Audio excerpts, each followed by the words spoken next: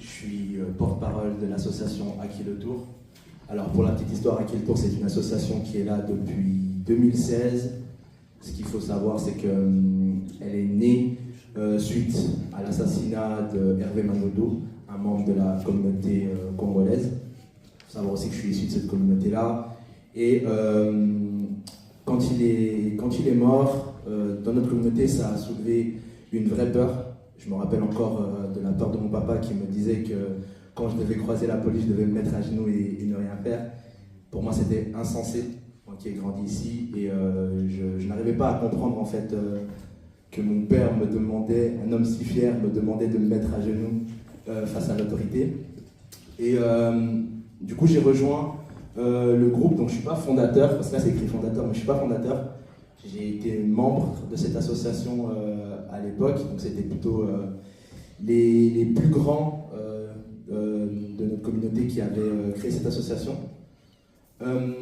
Donc comme je disais, j'étais un des petits et ça a été aussi l'une des premières expressions politiques de notre communauté. On a été dans les rues de Lausanne, on était environ 1000 et on a manifesté pour ces conditions-là. Donc au départ, on était un collectif, on luttait surtout sur les violences policières. C'est seulement en 2018 qu'on a décidé un peu d'agrandir notre champ d'action, de se rendre compte. On s'est rendu compte aussi que les violences policières n'étaient qu'un symptôme d'une plus grande maladie, qui est du coup le racisme. Et donc on a décidé d'attaquer justement les questions du racisme. Et on s'était dit aussi que pour s'attaquer à ces questions-là, il fallait qu'on change les choses. Parce que c'est vrai que ce qu'on constatait, c'est qu'il y avait énormément de forces de fait, c'est-à-dire que des forces qui constataient qu'il y avait des problèmes, qui disaient qu'il y avait des problèmes et du coup qui vivaient en réaction. On a voulu amener une nouvelle dynamique, donc on a décidé d'être une force de proposition et ne plus subir les questions du racisme, mais d'être en action par rapport à ça, d'amener nous-mêmes les réponses. Et c'est en 2021 qu'on a commencé à aller vers les institutions. Je pense que le mouvement Black Lives Matter aussi a aidé. Donc du coup, on a eu notre premier mandat avec la police du canton de Fribourg, dans lequel on a commencé à donner des formations. Donc on travaillait sur 3 axes avec la police du canton de Fribourg. La première axe, c'était justement l'axe des formations. Ensuite, c'était l'axe de créer des ponts. Parce que ce qu'on avait remarqué, c'est qu'au final, on avait d'un côté des jeunes qui ont peur de la police, qui fuient quand ils voient la police directement et qui ont des réactions humaines et légitimes, je le dis bien, c'est important de le préciser, mais qu'il fallait en gros déconstruire un peu aussi cette peur et trouver des moyens en fait de tout simplement pacifier les tensions, parce que quand on a commencé, il y avait énormément de tensions entre la police et les jeunes des quartiers de Fribourg, notamment un quartier en particulier là où je travaille aussi, c'est le quartier du Schönberg. Ah oui, je ne l'ai pas précisé, mais je suis aussi travailleur social, donc je suis un acteur de terrain et du coup, le terrain, c'est vraiment mon champ d'action. Du coup, on a créé ces ponts-là et on voulait travailler sur un 3e axe, c'était l'axe un peu de comment en fait recevoir les questions du racisme, les affaires liées au racisme, parce qu'on est d'accord qu'une personne qui a été victime du racisme et qui veut porter plainte par exemple contre un policier, c'est problématique dans la manière dont ça va être reçu, dans la manière dont ça va être interprété. Et donc, on a décidé de travailler aussi sur ces questions-là. Après ça, on a eu des mandats dans le canton de Vaud, des mandats donc avec la police du canton de Vaud, la police du canton de Genève. On a eu des mandats avec des écoles, des travailleurs sociaux. On a commencé à donner des formations dans l'administration publique. Donc aujourd'hui, on a des mandats avec le service de la population de Fribourg, le service de la population du canton de Vaud aussi. On a travaillé vraiment avec pas mal de services. Aujourd'hui, on continue un peu dans cet élan où il y a d'autres mandats qui viennent aussi dans le milieu médical. On a fait aussi des médiations familiales. Donc on commence à travailler un peu dans toutes les strates sociales qu'on a dans notre pays. Alors moi, on m'a demandé de faire un constat sur la situation en Suisse romande. Donc il faut savoir un peu que moi, mon champ d'action, c'est Fribourg, dans le canton de Fribourg.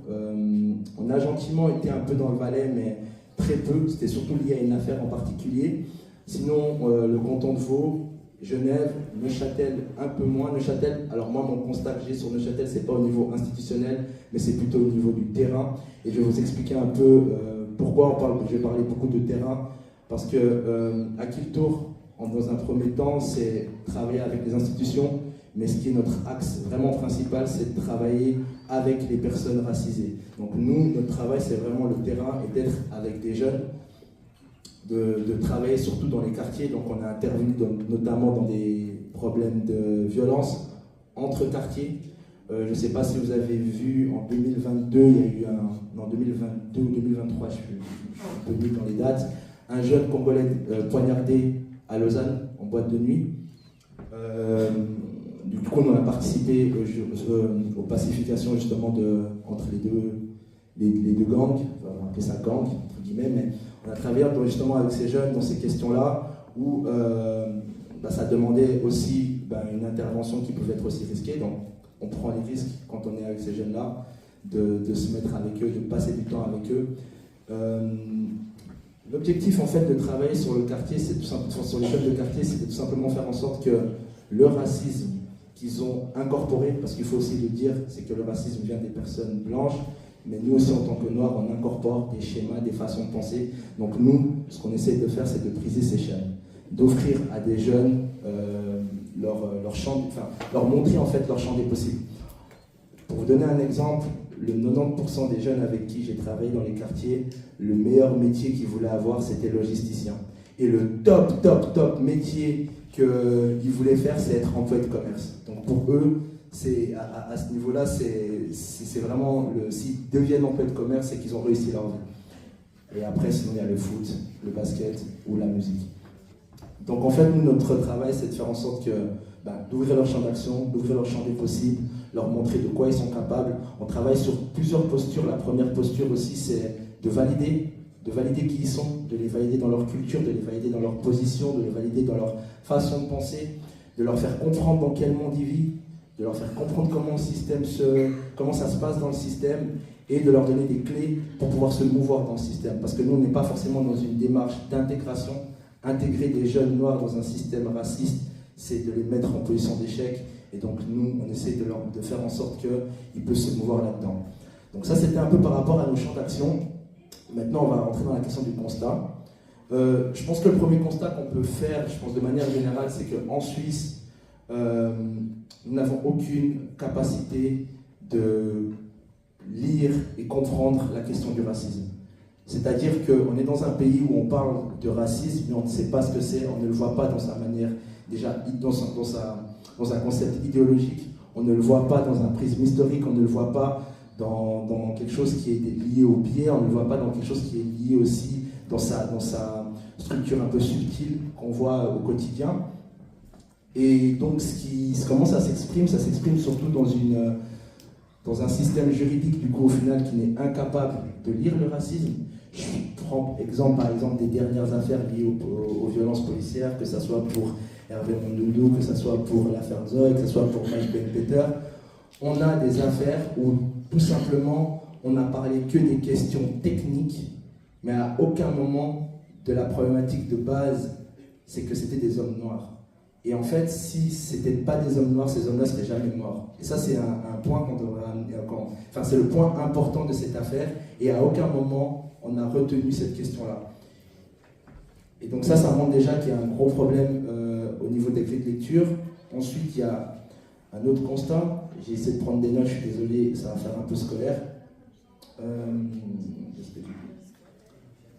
Donc oui, on a un système juridique incapable, on a un système aussi administratif qui n'est pas formé et qui n'a pas conscience de ce que c'est de travailler avec un public multiculturel. Et donc au final, on a constamment de la discrimination, on a un système administratif suisse qui, au-delà de discriminer, rabaisse, parle mal ou ne font pas le boulot jusqu'au bout. On a une police qui continue à être violente envers les personnes afrodescendantes, on a une police qui continue à discriminer et une police qui tue les afrodescendants au quotidien. On a aussi du coup des jeunes qui au-delà de s'auto-censurer, s'enferment dans un monde, s'enferment dans un repli identitaire. Au final, quand ils sont rejetés dehors, ils se valorisent dans ce qui est au final les quartiers, tout ce qui est lié à la rue. donc une augmentation de violence, et souvent il y a un phénomène qui se passe énormément dans la rue, c'est le phénomène un peu de la street crédibilité. Je ne sais pas si vous avez déjà entendu parler de ça, mais dans la street crédibilité, c'est que tu dois être crédible dans ta façon de faire et dans ta façon de dire. Et donc on a des jeunes qui s'auto-valorisent dans des questions liées à la violence. Donc si par exemple tu dis que je suis quelqu'un qui peut prendre un couteau, il faut aller au bout de ce que tu as pris. Donc on a des jeunes qui s'enferment dans un cercle vicieux comme ça et qui continuent à s'auto-valoriser dans des questions, par exemple, je prends l'exemple d'une dernière affaire dans laquelle on a traité. On avait une bande de 30 jeunes en rupture totale qui n'avaient pas de place d'apprentissage, pas de perspective d'avenir. Ces jeunes-là, quand on leur demandait justement de qu'est-ce qu'ils voulaient faire, etc., ils ne savaient pas. Et quand on leur disait, viens, on va tenter à faire des stages, viens dans mes bureaux, et ils m'ont répondu simplement, Chancel, qu'est-ce que tu veux que je me prenne la tête à aller travailler alors qu'en une journée, je me fais ce que mon père il se fait en un mois. Et donc, comment déconstruire ça avec des jeunes? Donc, comme je l'ai dit, c'est énormément de travail de terrain, c'est déjà de donner un regard qu'ils n'ont jamais eu. Je ne vous cache pas que pendant la première année, j'ai passé mon temps avec des jeunes jusqu'à 1h du matin, comme si j'avais 15 ans. Mais ça a permis en fait de créer un lien particulier, un lien où tout simplement il y a des gens d'une institution, des professionnels qui les regardent autrement, qui les valorisent. Et avec ça, on a commencé à leur proposer des mini-jobs et on les valorisait par rapport à ces mini-jobs-là. On a commencé à mettre en place aussi des petits moments où on pouvait parler entre nous, des moments de discussion. Donc on avait énormément d'ateliers où moi j'ai un peu ce côté aussi où je viens des quartiers, donc du coup j'étais dans leur langage, on parlait de choses au début, des choses banales comme le rapport aux femmes, mais ça a été plus loin, ça a été des rapports à la société, ça a été leur rapport avec le racisme, ça a été leur rapport à pas mal de choses, donc ils ont commencé à comprendre aussi eux, leur rôle dans leur société et qu'est-ce qu'on voulait d'eux. Donc quand je dis qu'est-ce qu'on voulait d'eux, c'était comment ça se fait que des hommes noirs restent dans les quartiers et se comportent comme eux ils sont en train de se comporter. Et ils ont commencé à comprendre qu'au final, ils avaient autre chose à amener et qu'ils pouvaient amener des choses. Donc si je prends juste un bilan par rapport à l'année passée sur le travail que j'ai fait avec des jeunes de Fribourg, sur 20 jeunes qu'on a suivis, 17 ont trouvé une place d'apprentissage, 3 ont arrêté de se droguer et le dernier qui vivait même limite à la rue, s'est réconcilié avec ses parents, etc. Il a trouvé une place d'apprentissage en tant que peintre en bâtiment. Et les 3 derniers qui restent, actuellement, ils sont encore avec nous dans la maison du quartier. Et il y en a un qu'on va prendre pour l'année prochaine en tant qu'employé ASE de notre structure.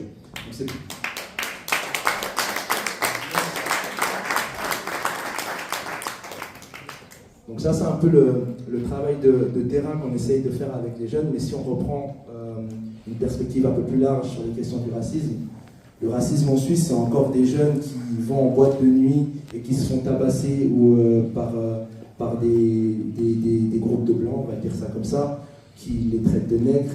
Donc je pense que vous êtes tous tombés sur ce genre d'image où on a vu une bande de jeunes se faire tabasser. C'est encore des jeunes noirs qui sortent de chez eux pour se prendre une pizza et que la police interpelle en bas de leur immeuble et qui se fait arrêter, menotté, violenté. C'est encore un jeune de 22 ans, il n'y a même pas 6 mois en arrière, qui, après avoir été raccompagné sa copine, se fait tabasser par la police, se retrouve avec un trou sur le crâne, le bras cassé, une épaule déboîtée, tout simplement parce qu'il avait sa carte d'identité dans son téléphone. Enfin, plein de petites choses comme ça, de grands faits comme ça, qui montrent que la question du racisme est bien présente, bien ancrée et bien profonde, et que tant qu'on reste dans cette fameuse culture de déni que le rapport de l'ONU a dénoncé il y a 1 an, 2 ans maintenant en arrière, tant qu'on restera dans ça, on va toujours penser qu'il y a du racisme, mais on va toujours penser que le racisme n'est pas une priorité de notre société. Et je pense qu'en termes de solutions, il est grand temps que la Suisse commence à prendre ses responsabilités face à une jeunesse ou tout simplement une population qui devient de plus en plus importante et qui ne réclame tout simplement que de vivre avec dignité. Et donc voilà, ça c'était par rapport à mon bilan sur la culture. Je vous remercie pour l'écoute.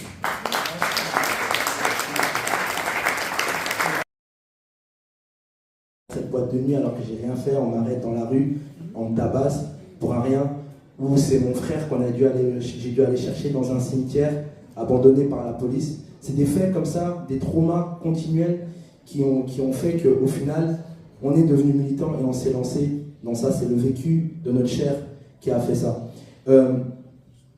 Et du coup, quand on est dans le militantisme, comme nous on le mène, c'est qu'il y a des réponses qu'on veut à long terme. Et pour moi, là, je vous rejoins sur les questions à long terme, c'est-à-dire, si on veut l'abolition de la police, c'est pas quelque chose qui se fait du jour au lendemain, c'est pas quelque chose qui va s'arrêter de suite. Moi, je vous rejoins totalement sur la question des data, etc., etc. Mais il y a des réponses que nous, on veut immédiatement. Moi, je suis né ici, et depuis ma naissance, j'ai toujours été renvoyé à ma couleur de peau. Et maintenant, j'ai 34 ans, j'ai un garçon derrière moi, il y a des choses que je ne veux pas que lui subisse. Et donc, je veux des réponses immédiates pour ça. Je ne sais pas si notre action est la meilleure, mais notre action, en tout cas, dans ce que nous, on estime, c'est une action qui permettrait peut-être de bouger des choses ou d'amener peut-être quelque chose qui a été différent, peut-être pas été fait. Je ne sais pas en termes d'historique si est-ce qu'il y a eu des formations avant moi, etc. Mais en tous les cas, quand moi je suis allé et que j'ai essayé de faire des choses, enfin qu'on a essayé avec le mouvement dans lequel on fait, on a constaté plusieurs choses. Une des premières choses que moi-même j'ai constaté, c'est que par exemple, si on prend la question de la police du canton de Vaud, nous actuellement on ne travaille plus avec eux. On a décidé d'arrêter de travailler avec eux, tout simplement parce que quand on a été collaborer avec eux, on est parti sur un point que on fait des formations avec vous, mais on tente aussi de créer des nouvelles choses, que ce soit entre la communauté et la police, pour que la question de ces violences cesse. Et quand, à chaque fois qu'il y a eu des problèmes liés à la police et qu'on s'est exprimé, limite, ils m'ont dit « mais t'as pas le droit de t'exprimer ». Et moi, j'ai tout simplement fait comprendre que je suis pas là pour être leur nègre. Et que comme je suis pas là pour être leur nègre, je vais de toute façon m'exprimer. Et s'ils ne sont pas contents, c'est mieux pour eux qu'ils arrêtent la relation. Et ils l'ont fait. Donc, moi, je resterai toujours, en tout cas, mon équipe, on restera toujours fidèle à notre posture. C'est qu'on viendra avec nos idées, on viendra pour faire changer les choses. Si ça marche, tant mieux. Si ça ne marche pas, tant pis. Mais dans tous les cas, nous, ce qu'on veut, c'est des réponses immédiates. Et moi, je rejoins vraiment la question que vous avez mentionnée sur l'abolition de la police, etc. Mais moi, je l'ai entendu depuis ultra longtemps, ces questions de l'abolition de la police. Et moi, où je vis, par exemple, malgré le fait qu'il y a une violence avec les policiers, etc., on vit aussi d'autres types de violences qui, moi, je pense que dans la réalité des choses, si entre nous déjà, il y a des trucs, parce qu'il y a des trucs qui peuvent arriver, et dans un quartier où comme moi j'ai grandi, on enlève aujourd'hui, bam, la police, c'est l'anarchie. Et donc je pense que je parle vraiment de la question de la transition. Pour moi, c'est plutôt quelque chose qui est lié à la transition. Et dans cette transition-là, nous, on essaie d'amener des petites solutions, des micro actions qui permettraient de faire bouger les choses. Je ne sais pas si c'est la solution, mais on essaie de faire quelque chose de manière humble. Et si on se trompe, on se trompera. Merci.